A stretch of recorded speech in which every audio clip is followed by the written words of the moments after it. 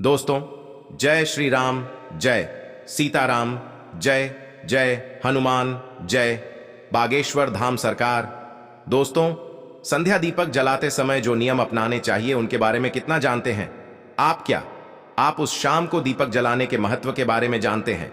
और क्या आपको यह पता है कि आखिर शास्त्रों में संध्या के समय दीपक जलाने का विधान क्यों बताया गया है? आखिर क्यों घरों में नियमित तौर पर शाम के समय दीपक जलाने के लिए कहा जाता है? और संध्या के किस समय पर घर में दीपक जलाने चाहिए? घर में कहां कहां दीपक जलाए जाने चाहिए? और कितनी संख्या में हर रोज दीपक प्रज्वलित करने से हमें शुभ फल की प्राप्ति होती है? साथ ही यह दीपक तेल के जलाने चाहिए या घी के जलाने चाहिए? और दीपक को जलाते समय कौन सा मंत्र बोलना चाहिए? तो अगर आप इन सभी सवालों के जवाब जानना चाहते हैं तो ये वीडियो आपके लिए ही है, क्योंकि संध्या की पूजा के सभी नियम, विधान और महत्व के बारे में बागेश्वर धाम सरकार पंडित धीरेन्द्र कृष्ण शास्त्री जी ने अपनी कथा के दौरान भक्तों को बताया है। तो आज की वीडियो में अंत तक हमारे साथ जरूर बने रहिएगा। दोस्तों, स्वागत है आपका शास्त्र गुरु वाइस पर। आगे बढ़ने से पहले वीडियो को लाइक जरूर कर दें, जिससे कि श्री बागेश्वर बालाजी की कृपा आप पर सदैव बनी रहे।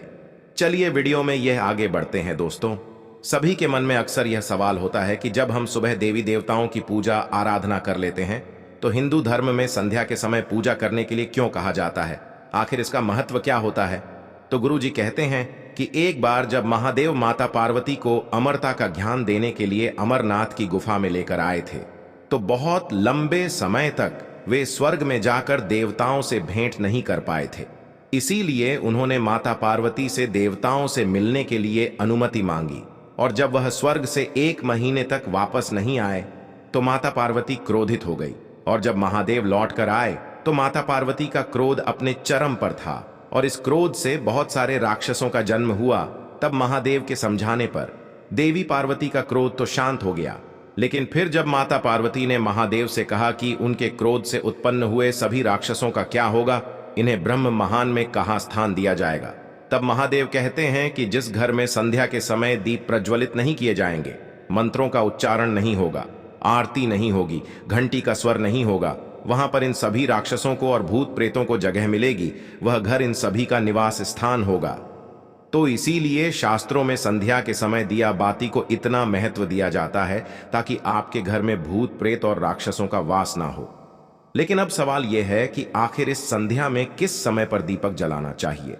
तो इस समय के बारे में गुरु जी कहते हैं कि जब सूर्य अस्त होता है और वो दोनों समय का आपस में मिलन होता है, उस समय घर में दिया बाती करना बहुत शुभ माना जाता है।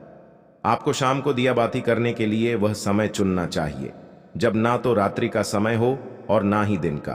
तो आमतौर पर शाम को 6 बजे से लेकर 8 बजे का समय दीपक जलाने के लिए शुभ माना जाता है। इसी के साथ गुरु जी का कहना है कि हमें अपने घर में रोजाना शाम को कम से कम 5 दीपक जलाने चाहिए, जिनमें पहला दीपक आप अपने गुरु के नाम का, दूसरा दीपक अपने घर के मंदिर में सभी देवी देवताओं को समर्पित करना चाहिए, तीसरा दीपक अन्नपूर्णा देवी का, चौथा दीपक आपको अपने घर के मुख्य द्वार पर माता लक्ष्मी का स्मरण करके जलाना चाहिए, और 5वां दीपक अपने घर में आंगन में लगी हुई तुलसी की क्यारी के पास जलाना चाहिए। जो मनुष्य अपने घर में 5 स्थानों पर दीपक जलाते हैं, उनके घर की सभी नकारात्मक शक्तियां अपने आप ही दूर हो जाती हैं। गुरु जी का कहना है कि दीपक जलाते समय आपको पूर्ण रूप से स्वच्छ होना चाहिए। जब भी हम सुबह पूजा करते हैं तो खुद को शुद्ध रखना आसान होता है, क्योंकि स्नान करने के तुरंत बाद ही हम पूजा आराम से कर सकते हैं। लेकिन संध्या के समय हम इस स्नान नहीं कर पाते, तो ऐसे में हमें शुद्धिकरण का विशेष ध्यान रखना चाहिए। इसीलिए अगर आप अपने घर में संध्या के समय पूजा करते हैं तो खुद को पूरा दिन शुद्ध रखना बेहद जरूरी होता है।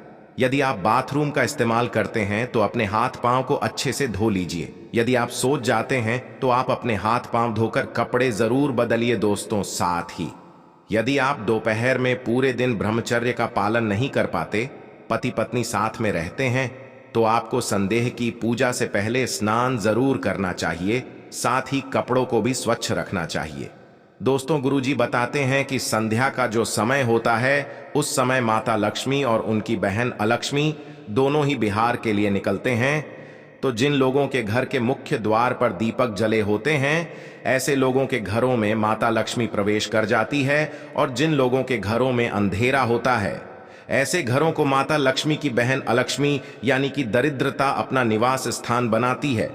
तो इसीलिए कहा जाता है कि सूरज डूबने के बाद अपने घर की सभी लाइटों को जला देना चाहिए और अपने घरों में रोशनी करनी चाहिए, और अपने घर के मुख्य द्वार को हल्दी से लीपकर उस पर कुमकुम से स्वस्तिक बनाना चाहिए, और इस पर एक शुद्ध घी का दीपक जलाकर घंटी का स्वर जरूर करना चाहिए, और माता लक्ष्मी से अपने घर में आने के लिए निवेदन करना चाहिए।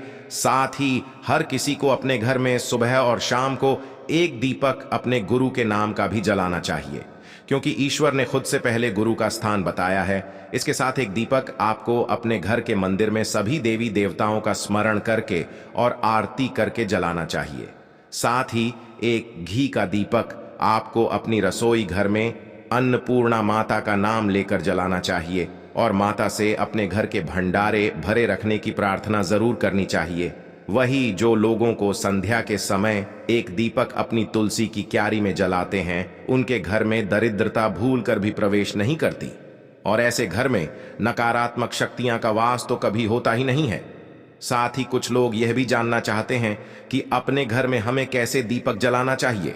दोस्तों, अपने घर में जलाए जाने वाले दीपक घी के होने चाहिए या फिर सरसों के तेल के, और इस बारे में गुरुजी कहते हैं कि सरसों के तेल के दीपक विशेष मनोकामना पूर्ति के लिए या फिर विशेष सिद्धि के लिए जलाए जाते हैं, और हर किसी देवी देवता के सामने सरसों के तेल का दीपक नहीं जलाया जाता। सरसों के तेल का दीपक काली माता, शनिदेव, पीपल के वृक्ष के नीचे और शमी के वृक्ष के नीचे ही जलाना चाहिए। कभी कभी हम हनुमान जी की सिद्धि करते हैं तो उनके सामने भी सरसों के तेल का दीपक जला देते हैं, लेकिन यदि आप अपने घर में पूजा करते हैं तो आपको शुद्ध गाय के घी का दीपक जलाना चाहिए, तभी आपको पूर्ण फल की प्राप्ति होती है। वहीं गुरुजी का यह भी कहना है कि जब भी हम अपने घर में पूजा करते हैं तो हमें गरुड़ घंटी का नाद जरूर करना चाहिए। इससे न केवल देवी देवता प्रसन्न होते हैं, बल्कि हमारे पितरों को भी सुख मिलता है, और हमारे जीवन में आने वाली सभी नकारात्मक ऊर्जा और आपके आसपास के वातावरण में फैली हुई सभी बुरी शक्तियां अपने आप ही नष्ट हो जाती हैं। दोस्तों, साथ ही अब आपको यह भी बता देते हैं कि गुरुजी ने संध्या पूजन के समय कौन सा मंत्र जाप करने के लिए महिलाओं को कहा। गुरुजी कहते हैं कि आप जिस भी इष्ट देवता को मानते हैं या फिर आप जिस भी देवी देवता की आराधना करते हैं, आप उस देवी देवता का मंत्र संध्या पूजन के समय बोल सकते हैं। जैसे कि यदि आप महादेव के भक्त हैं तो आप पूजा करते समय महादेव की आरती गा सकते हैं। महादेव का मंत्र ओम नमः शिवाय या फिर श्री शिवाय नमस्तुभ्यम का जाप कर सकते हैं। यदि आप माता लक्ष्मी की भक्त हैं तो आप माता लक्ष्मी की आरती कर सकती है और ओम महालक्ष्मी नमः का जाप कर सकती हैं। वहीं जो लोग हनुमान जी की पूजा करते हैं वह ओम हनुमते नमः का जाप कर सकते हैं। साथ ही आप जिस भी देवी देवता के भक्त हैं, ये आप जिसे भी अपना इष्ट मानते हैं, आप संध्या काल में उस देवी देवता की आरती कर सकते हैं। आपको आपकी पूजा का पूर्ण फल जरूर मिलेगा। तो यही थे गुरु जी के बताए हुए संध्या पूजन के कुछ नियम, जिन्हें अपने जीवन में आजमा कर आप पूर्ण फल की प्राप्ति कर सकते हैं। दोस्तों, उम्मीद करते हैं कि गुरु जी की बताई हुई ये बातें और चेतावनी आपको जरूर पसंद आई होगी। अगर आपको ये वीडियो अच्छी लगी हो तो वीडियो को लाइक करके चैनल को सब्सक्राइब जरूर करिएगा, और कमेंट बॉक्स में जय श्री राम, जय बागेश्वर धाम सरकार, जय हनुमान, जय सीताराम जरूर लिखें, और इसे ज्यादा से ज्यादा शेयर करके बाकी लोगों तक भी पहुंचाएं। तो मिलते हैं अगली वीडियो में, तब तक आप अपना ध्यान रखेंगे।